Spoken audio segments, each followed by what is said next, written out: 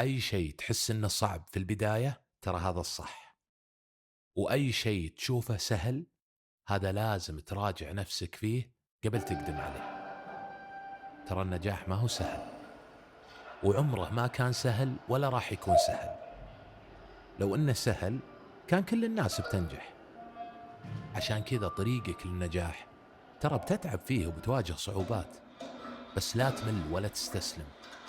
وبتطيح في هذا الطريق بس قم، وبترجع تطيح وارجع قم مرة ثانية.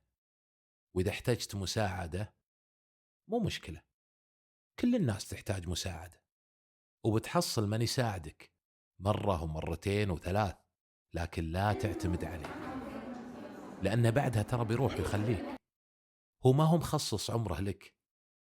الإنسان هذا عنده بعد حياة ويبي يعيشها. عشان كذا خلك دايم معتمد على نفسك.